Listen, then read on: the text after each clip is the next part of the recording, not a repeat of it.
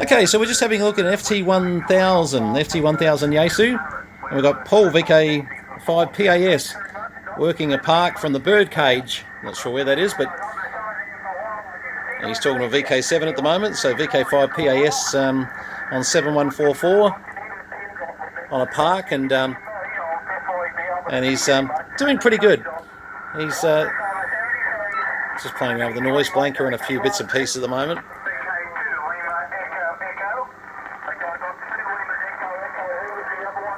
It's not bad, is it? He's doing well for the park. Anyway, this is the Yaesu FT1000 with the matching SP5 speaker, and they are a very imposing bass. Jeez, he's strong, isn't he?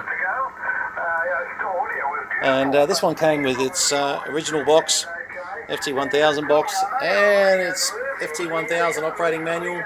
And I found a DVS2, which I haven't plugged in yet, to get an idea of how that works. But something I bought in going back a bit. Now, it didn't come with a mic, but just for now, I've put an MD1 microphone on it, and just thought, right, let's see how that transmits, and might even try a contact with Paul. Don't know, I haven't really set up here. RF power, all knobs to the right. Drive, here we go. Let's have a look. And 3 Charlie Mike. Oh, good. First go. Gee, that's not bad. I didn't expect that. We're just on a wire at the moment, and conditions must be sort of half good. So, oh well, we'll say a quick hello to Paul in a second. Incredible filtering on this. Obviously gets a bit tight there for CW.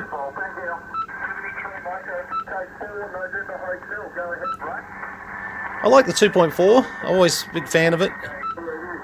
Certainly that cuts it a bit finer. You've also got your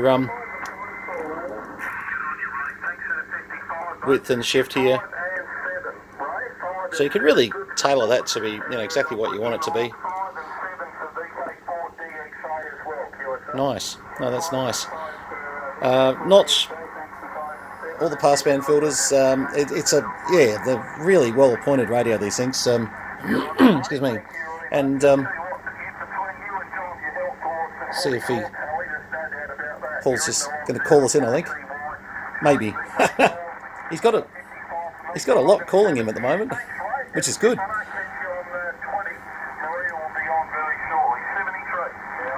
Adjustable noise blankers on these too, so. Oh, there we go. Sorry, mate, I always try to acknowledge the stations I hear and bring in a little bit of the list. That way they sort of hang around there. You're 5 and 9 to the Birdcage, Flora and Fauna Reserve, Brett and QSL. Yeah, good stuff, Paul. I'm just using an FT1000 we're doing a quick video on, so you're the star of it today. And Vk5PAS, VK3 Charlie Mike, 5 and 9 here, mate. Really doing well from the Birdcage. That's... I have no idea where that is, by the way, but I'll show my ignorance. But, mate, you're really booming in well, so fantastic signal. You've got a lot going on there. I reckon 5 minutes ago you were going to hand it over to Maria. You're just too popular, mate. Anyway, all the best, buddy. 73s to you. Thanks very much for helping me with this video as well. As I said, you're the star today. Vk5PAS, VK3 Charlie Mike. No worries at all, Brett. Well, I've got a very good head for radio. Jeez, look at his signal.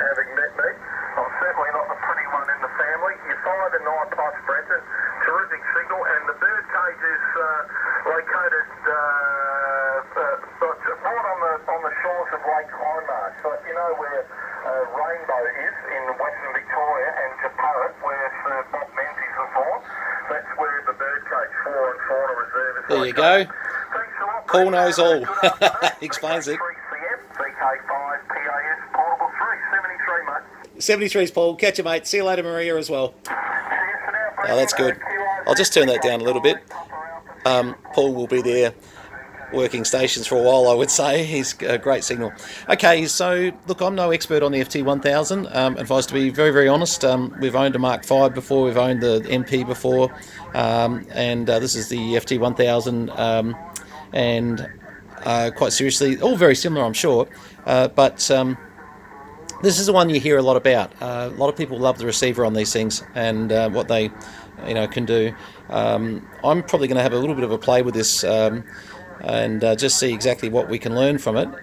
Be interesting to do, some comparisons, because this is very old world as far as filtering, etc., and design, but not to be underestimated, because I just hear some people saying some great things about the old beast, and I think this could be a good one in the fact that it's very, very clean, and a couple of things I'm just learning to try and work out at the moment. I'm not sure if it's me or it's something going on, but I'm just working through all the different controls. I've learned that you really can run your noise blanker up too high on strong signals like Paul here, and you'll start to get him to just distort a little bit on the top, and then he'll sort of be fine again.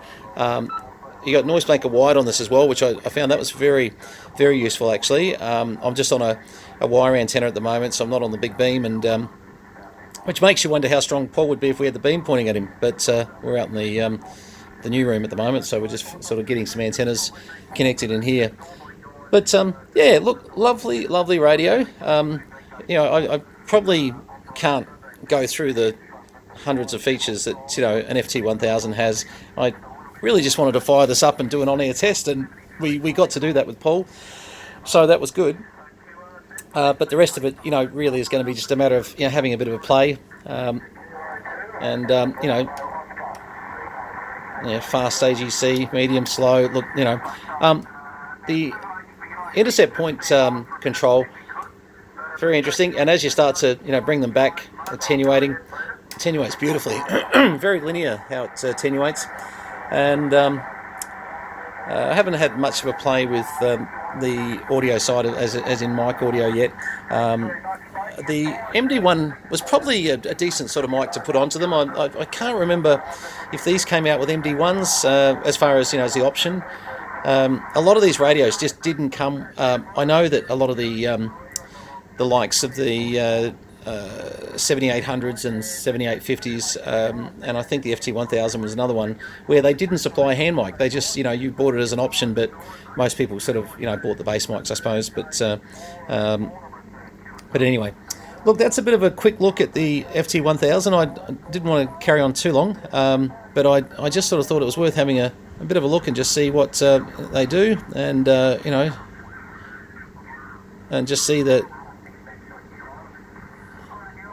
there's the Candos net there. Now that's definitely sort of a lot further down in signal. So South Australia is obviously coming in a lot better at the moment to me on that wire, the way it's directed. Where I'm used to the Candos net with the beam, being 20 over with Kev and a few of the others that are on just then. But yeah, look, great radio. There we go. The man at the moment with his signal, Vk5PAS. Have a look at that.